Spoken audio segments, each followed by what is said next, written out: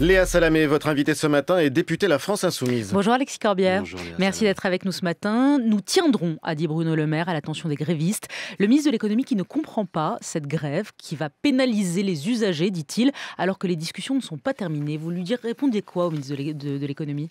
Déjà, je réponds, nous tiendrons aussi, nous devons être nombreux. Je profite de ce micro et je vous remercie de m'avoir invité au début de cette semaine pour lancer un grand appel à tous. Le 22 mars, il faut que dans la rue, on soit nombreux. Et on a tous une bonne raison de manifester contre ce gouvernement. Bien sûr les cheminots, mais pas seulement les cheminots. Je dis que ce qui se passe n'est pas une affaire de cheminots, ça nous concerne tous comme usagers pour défendre le rail, mais aussi les retraités. Écoutez, hier j'étais encore à Bagnolet, les gens, 80 € de plus à la fin du mois pour des petites retraites. Les enseignants, je ne vais pas citer tous les établissements de Seine-Saint-Denis mobilisés, parce que ce qu'on appelle les DAG, vous savez, les dotations horaires globales, sont à la baisse dans les établissements sensibles. Les étudiants, etc., les fonctionnaires, faut tous y aller et faire reculer ce gouvernement qui veut aujourd'hui quoi ? Nous diviser.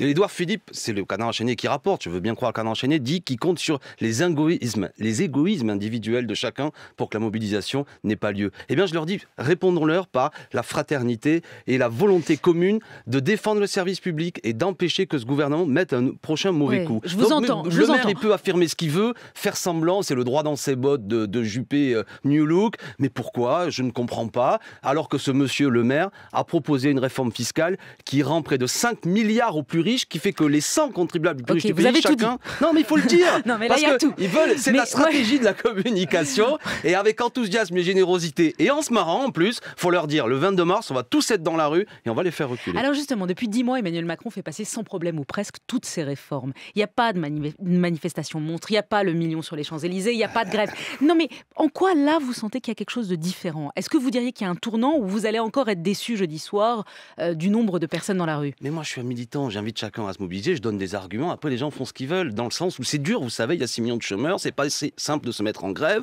c'est-à-dire de ne pas être payé parfois, de perdre des heures de travail, donc je ne fais pas la leçon. Deuxièmement, comment dirais-je ? Attention, pour le moment, il y a déjà eu des mobilisations, mais il y a eu un effet...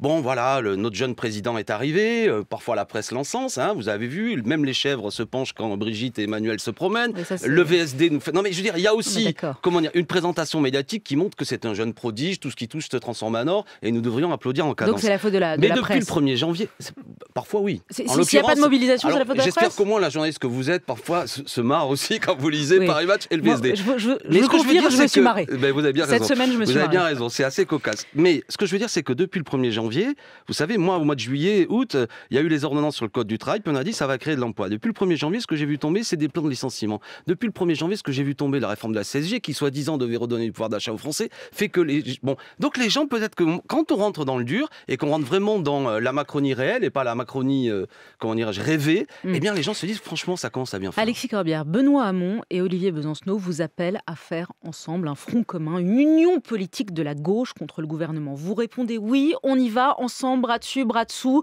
jeudi prochain, derrière une banderole à l'ancienne, on y va ? Mais non, mais déjà, il n'y aura rien à l'ancienne, justement, c'est pas ça le sujet. Mais prenons de la hauteur. Y compris, j'écoutais Thomas Legrand, je l'écoute toujours attentivement. Comme tout ça est politicien, on s'en fout. Le principal, c'est qu'avant même qu'Olivier Besancenot, dont je félicite les prises de parole, parce que ça fait longtemps qu'on ne l'avait pas entendu, ça fait du bien qu'il revienne dans le jeu, on a déjà appelé à manifester. Qui doute dans ce pays que la France insoumise, Jean-Luc Mélenchon, tous nos députés, tous nos militants ne sont pas les premiers, pas les seuls, mais à dire il faut manifester. Et je suis étonné que depuis dimanche... Besancenot vous dit Mélenchon ne peut pas incarner l'opposition seul. Mais on s'en fout, on n'a jamais cherché à la présenter tout seul, de la même façon que lui ne peut pas présenter le trotskisme tout seul et tout ce que vous voulez. Je veux dire, tout ça n'a pas de sens. Attendez, Léa Salamé, prenons de la hauteur. Moi, je ne veux pas profiter d'une seule seconde de plus à ce micro pour discuter de ça, mais leur dire, les amis qui nous écoutaient, qui allaient bosser, le 22, il faut être nombreux dans la rue. Et je déplore le fait que des thématiques nouvelles, et notamment arrivent, sur le fait qu'il faudrait se justifier sur un tel ou un tel. Je peux vous poser une question. Les députés français... Mais vous avez le droit, vous êtes même là pour ça. Dans Front... Et même payé. Ouais, moi je suis payé, je vous confirme. On y arrive. Dans front de gauche, qu'est-ce qui vous gêne ? Est-ce que c'est le mot front ou est-ce que c'est le mot gauche qui vous gêne, Alexis Corbière ? Mais c'est terminé le front de gauche, c'est la France insoumise. Mais le front de gauche a échoué. Le problème, c'est l'étiquette de gauche. Notamment, c'est un problème dans le sens où c'est un mot qui, pour beaucoup de gens, n'a plus beaucoup de signification. Vous n'êtes plus de gauche, vous ? Moi, je suis un homme de gauche, évidemment. Je porte les idées de gauche et je suis même le continuateur des formidables espérances, vous savez, de l'émancipation et des idées des Lumières qui ont pris dans l'histoire profonde beaucoup Raquel Garrido dit que la gauche est démonétisée. Oui, le mot, effectivement. Mais j'espère que ceux qui quand vous sortez de studio comme moi, vous parlez avec des gens, beaucoup de gens vous disent je suis de gauche, ah bon c'est François Hollande, je suis socialiste, ah bon c'est Hollande. Bon, ils ont sali le mot. Et qu'est-ce que c'est qui est l'enseignement le plus important des élections qui viennent? C'est pas le score de tous les petits groupuscules, c'est qu'un électeur sur 2, voire plus, ne va plus voter. Faut redonner le goût à l'action civique, avec des mots que les gens entendent, pas des mots soi-disant tellement galvaudés qu'ils ne comprennent pas ce que vous voulez dire. C'est ça que nous disons, et que nous reforgeons un vocabulaire politique qui redonne le goût de l'émancipation, de l'écologie, du partage. La gauche, la droite, c'est terminé pour vous, et c'est remplacé, comme dit Chantal Mouffe, par les élites contre le peuple. Vous reprenez ce vocable ou pas? Jamais. Mais écoutez ce qu'on dit, jamais le mot élite, oligarchie, parce que vous et moi,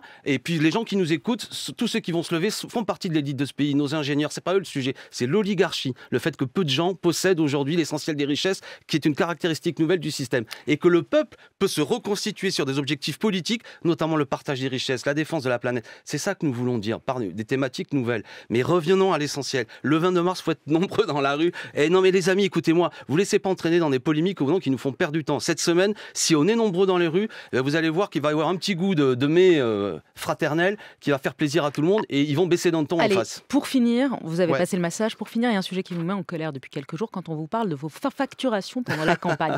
Là, par exemple, si on était en campagne présidentielle, la France Insoumise vous aurait payé 205 € pour être venu répondre à nos questions ce matin sur Inter.